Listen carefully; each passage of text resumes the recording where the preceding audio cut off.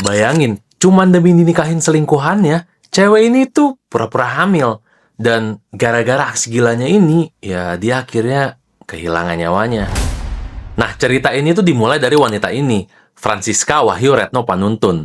Dia itu lahir dan besar di Wonogiri, Jawa Tengah.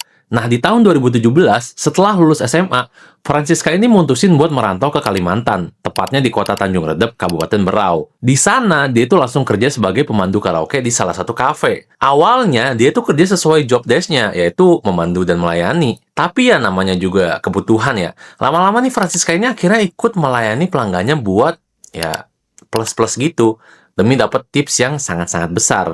Nah, setahun berjalan, tepatnya di tahun 2018, Francisca ini kenal dan dekat sama salah satu pelanggannya, namanya Eko. Nah, mereka berdua ini sama-sama baper lah. Jadi nggak pakai lama, mereka itu langsung pacaran. Hubungan ini tuh jadi serius banget. Nah, setahun pacaran, tepatnya di tahun 2019, Francisca dan Eko pun akhirnya menikah. Acaranya itu digelar di Wonogiri, kampung halamannya si Francisca. Nah, setelah sah jadi suami istri, mereka itu balik lagi ke Kabupaten Berau dan tinggal di rumah kontrakan sederhana di Tanjung Redep. Nah, sejak mereka menikah ini, Eko itu berusaha banget membangun rumah tangga yang harmonis. Dia itu sempat melarang Francisca buat balik kerja jadi pemandu karaoke. Nah, si Francisca ini awalnya nurut. Dia fokus jadi ibu rumah tangga, sementara Eko sibuk cari nafkah dengan kerja di sebuah proyek. Dan Eko ini sibuk banget, jarang banget dia di rumah. Nah, awalnya sih semuanya itu baik-baik aja. Tapi ya setelah Francisca melahirkan anak pertama mereka, pengeluaran rumah itu jadi membengkak banget. Francisca itu ngerasa gaji Eko itu ya nggak cukup buat keperluan sehari-hari. Jadi dia itu minta izin ke Eko buat balik lagi kerja di kafe karaoke sebagai ya pemandu hiburan malam itu. Eko ya awalnya pasti nggak mau ya, nggak ngizinin. Tapi setelah dipikir-pikir lagi, ya dia akhirnya ya somehow setuju. Cuman ada syaratnya. Si Francisca ini harus kerja sesuai job desk. Jangan kayak dulu pas dia ketemu sama Eko. Nah, Eko ini juga ngingetin Francisca kalau dia itu udah jadi istri dan ibu. Jadi ya nggak boleh kayak begitu lagi. Nah, di tahun 2020, tepatnya di bulan Mei, Francisca itu pun balik kerja di kafe karaoke tempat hiburan malam. Awalnya dia ini masih nurut, kerja sesuai job desk-nya aja.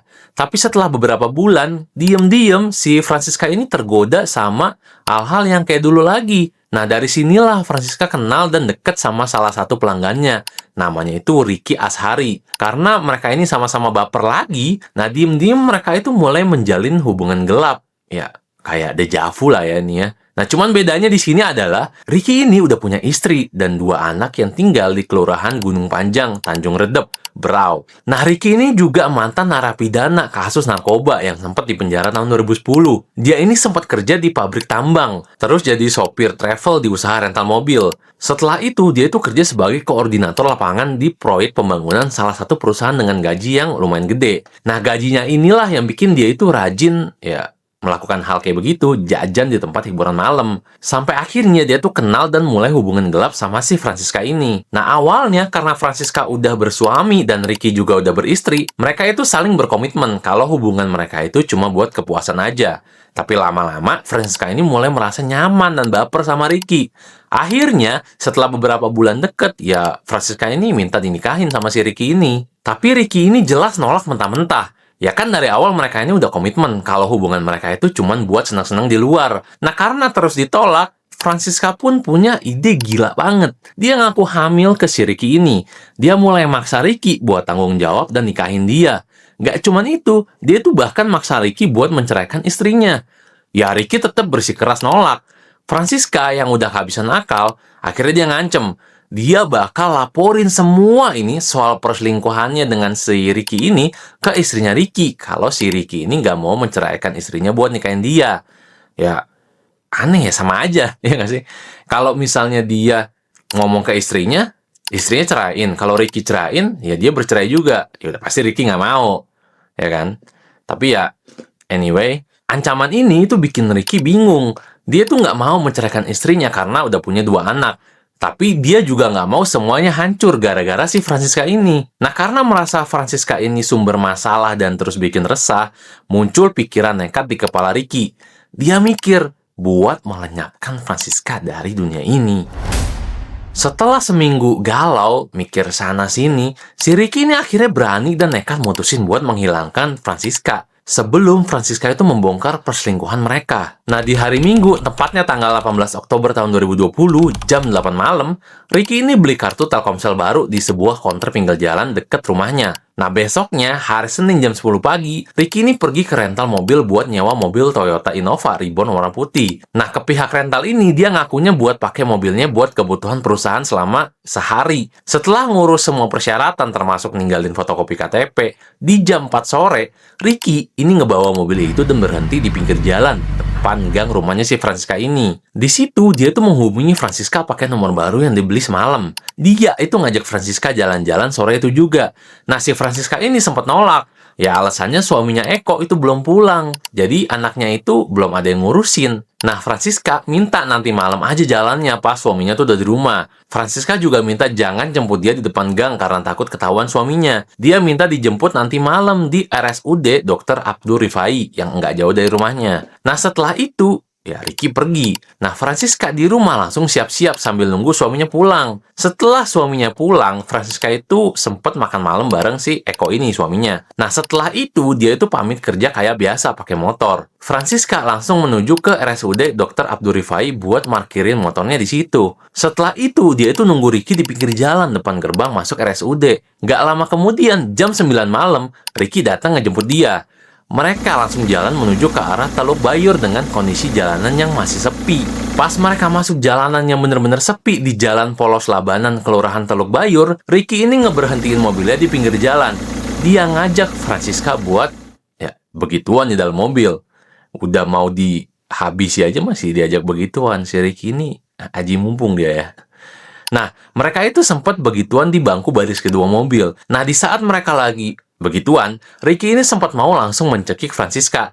Tapi karena masih ragu-ragu dan takut gagal kalau cuma pakai tangan kosong, ya akhirnya dia nggak jadi, dia takut. Setelah itu, Ricky ini ngajak lanjut jalan lagi ke arah kota Tanjung Redep sambil muter-muterin kota. Nah, diem-diem Ricky ini terus mikir, alat apa yang gampang digunakan buat mengeksekusi Francisca tanpa dicurigai. Akhirnya, dia ini kepikiran buat pakai tali. Nah, pas melintas di Jalan Durian, Tanjung Redep, Ricky ini berhenti buat beli tali nilon di warung pinggir jalan. Francisca tuh sempat ngelihat Ricky ini masuk ke mobil bawa tali nilon dan nanya tali ini buat apa. Ricky tuh dengan santainya beralasan kalau tali itu tuh pesanan bosnya yang bakal dipakai besok di kerjaan. Nah, Francisca yang nggak curiga sama sekali, ya dia percaya-percaya aja. Akhirnya mereka tuh lanjut jalan lagi buat nyari tempat yang aman buat mengeksekusi Francisca. Tapi setelah jalan ke sana, kemari, Ricky ini masih ragu-ragu banget. Nah, akhirnya jam 10 malam karena bingung, Ricky ini akhirnya ngajak Francisca ke tempat karaoke lain buat minum sambil karaoke. Di situ mereka itu sempat karaoke sambil ya mabuk-mabukan. Nah, di sisi lain, Eko, suami Francisca di rumah, itu mulai bingung. Francisca belum pulang sampai jam 10 malam, sementara anak mereka yang masih menyusui, ya terus-terusan nangis. Eko itu berusaha menenangkan dan nidurin anak mereka. Nah, setelah sejam mereka karaokean, Ricky yang udah nggak ragu-ragu lagi, itu langsung ngajak Francisca balik ke arah Teluk Bayur lagi. Nah, di tengah jalan pas masuk jalanan sepi, di Jalan Poros Labanan, Kecamatan Teluk Bayur, mereka itu ya berhenti di pinggir jalan lagi. Awalnya, mereka itu begituan lagi di kursi baris kedua mobil. Nah, disitulah saat Francisca sedang lengah, Ricky ini memberanikan diri. Dia langsung mencekik Francisca pakai tali nilon tadi, sampai akhirnya Francisca itu ya nggak bernapas lagi. Nah, setelah Francisca nggak bergerak lagi, tangannya itu langsung dia ikat dan mulutnya itu dia lakban pakai lakban yang dia temuin di laci mobil. Setelah itu, tubuh Francisca dia pindahkan ke bagasi belakang mobil. Setelah semuanya beres, Ricky ini dengan terburu-buru ngebawa tubuh Francisca buat nyari tempat aman untuk ngebuang tubuhnya. Setelah muter-muter, yang saat itu udah jam 2 pagi, Ricky ini masih belum nemuin tempat yang pas. Nah, karena dia tuh udah ngantuk banget, dia tuh sempat menuju ke rumah teman kerjanya yang nggak jauh dari situ. Dia parkirin mobilnya di pinggir jalan dan ninggalin tubuh Francisca di dalam mobil itu. Setelah itu, dia itu jalan kaki ke rumah temannya buat numpang tidur sebentar. Nah, setelah tidur kurang lebih 3 jam, paginya jam 5.30 hari Selasa, Ricky ini bangun dan langsung pamit sama temennya. Dia balik ke mobil buat ngebawa tubuh Francisca ke bumi perkemahan Mayang Manggurai. Di sana, emang ada kolam penangkaran buaya yang biasanya itu sepi pengunjung. Nah, Ricky anggap tempat itu tuh aman buat ngebuang tubuhnya si Francisca ini. Sampai di sana, ternyata bener aja, lokasinya itu emang sepi. Ricky ini langsung menggotong tubuh Francisca dan ngebuang tubuhnya ke kolam buaya. Dia lempar tubuh Francisca melewati tembok pembatas kolam. Ya harapannya tubuh Francisca ini habis disantap buaya di kolam itu, supaya tubuhnya itu benar-benar hilang tanpa jejak sama sekali. Nah, cuman setelah tubuh Francisca dilempar ke kolam, ternyata tubuhnya itu nyangkut di ranting pohon yang ada di pinggir kolam. Ya, karena ini si Ricky pun panik. Nah, di tengah kebingungannya, Ricky ini sempat berniat masuk mau ngelompatin pagernya buat mendorong tubuh Francisca supaya masuk ke air. Tapi pas dia mau lompat, dia takut malah nanti dia yang dimangsa buaya. Ya iyalah ya, siapa yang nggak takut. Nah, karena panik dan buru-buru, Ricky ini langsung balik ke mobil dan pergi dari situ. Dia langsung menuju ke wilayah kota Tanjung Redep dan nyuci mobilnya di tempat penyucian mobil. Nah, setelah mobilnya bersih dan memastikan nggak ada jejak dan bekas apapun yang tertinggal, dia ini langsung ngembalikin mobilnya ke pihak rental. Setelah itu, dengan keadaan yang masih panik, dia ini balik ke rumahnya dengan berusaha terlihat tenang di hadapan istri dan kedua anaknya. Nah, di sisi lain nih, setelah semalaman Eko nunggu Francisca yang juga masih belum pulang, bahkan udah nggak bisa dikontak, nah paginya Eko ini langsung berusaha nyari. Dia nanya ke tetangga sekaligus teman Francisca soal keberadaan istrinya.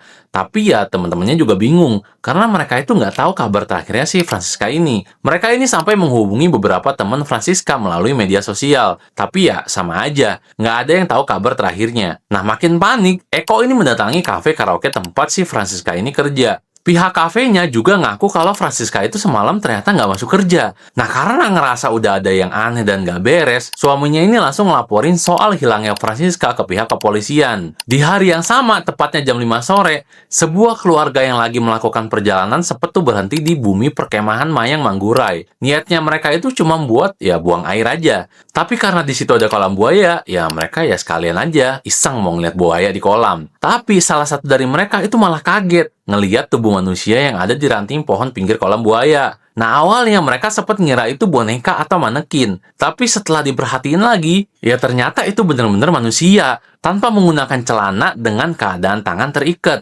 Mereka pun kaget dan saat itu juga langsung ngelaporin soal ini ke pihak kepolisian. Gak lama kemudian, polisi datang dan langsung berusaha mengevakuasi tubuh wanita itu dari kolam buaya. Nah, sore itu juga, kabar soal temuan ini langsung menghebohkan seluruh masyarakat di sana. Diyakini ini adalah korban penghilangan nyawa, karena pas ditemukan, tangannya itu masih terikat. Nah, untungnya saat itu tubuh wanita itu masih belum disentuh sama buaya. Kabar dan berita ini pun langsung tersebar di seluruh wilayah. Nah, sore itu, Ricky yang sedang di rumah sama istri dan kedua anaknya juga dengar kabar ini. Kabar ini tuh bikin Ricky panik. Nah, karena panik, Ricky ini langsung ngajak istri dan anak-anaknya yang nggak tahu apa-apa buat kabur. Alasannya itu mau main ke rumah kakaknya di luar kota, tepatnya di Kabupaten Katingan, Kalimantan Tengah. Nah, di balik itu, Eko, suami Francisca yang juga dengar kabar soal temuan tubuh wanita di kolam buaya itu langsung deg-degan. Apalagi baju yang dipakai wanita itu tuh mirip banget sama baju yang digunakan sama Francisca semalam. Nah, Eko ini langsung memastikan apakah wanita itu benar-benar Francisca. Setelah tubuh wanita itu tiba di RSUD buat menjalani otopsi, Eko ini melihat langsung dan memastikan pakai sidik jarinya. Nah, ternyata benar itu Francisca. Ini bikin Eko dan keluarganya itu shock berat. Semuanya bertanya-tanya apa yang terjadi sama Francisca. Kenapa dia bisa berakhir di kolam buaya dan siapa orang yang tega melakukan ini semua. Nah, pihak kepolisian pun langsung melakukan penyelidikan. Karena Francisca sempat pamit ke suaminya pakai motor Honda Beat dan motornya saat itu nggak ada, polisi itu langsung menyelidiki dan melacak keberadaan motornya. Setelah dilacak, ternyata di malam kejadian, motor Francisca itu sempat terdaftar masuk di parkiran RSUD Dr. Abdur Rifai. Nah, setelah ditelusuri dan dicek, motor Francisca ini memang ada di parkiran RSUD.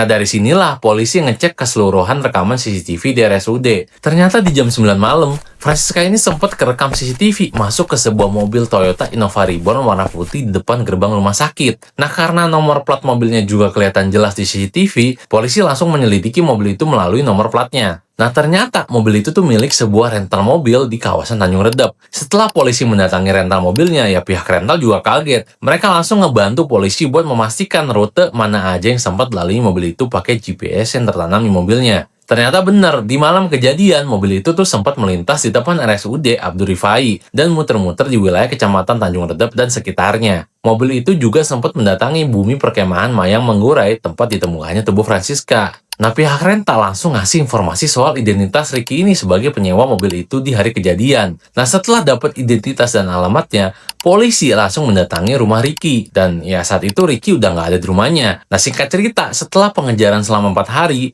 Ricky ini berhasil ditangkap di rumah kakaknya di Kabupaten Katingan, Kalimantan Tengah. Ricky langsung dibawa ke Polres Berau buat diperiksa dan diinterogasi. Dengan bukti yang ada, tentunya Ricky ini udah nggak bisa berkutik. Dia nggak punya pilihan lain selain mengaku dan menceritakan semuanya. Ricky bilang karena takut rumah tangganya hancur, dia terpaksa melakukan ini semua. Dia juga mengaku Francisca ini ngancem dia karena dia nolak menikahi Francisca yang ngaku hamil akibat perselingkuhan mereka. Tapi ya, ada fakta mengejutkan. Pas sebelumnya Francisca diotopsi, ternyata hasilnya nunjukin kalau Francisca ya sebenarnya ya hamil. Disinilah Ricky baru tahu kalau Francisca ini nggak bener-beneran hamil. Jadi ancaman kehamilan itu ternyata cuma ya trik si Francisca aja. Nah, beberapa bulan kemudian setelah menjalani proses penyidangan panjang di tanggal 12 April 2021, tepatnya di Pengadilan Negeri Tanjung Redep, Ricky ini akhirnya dijatuhi hukuman 18 tahun penjara. Gila.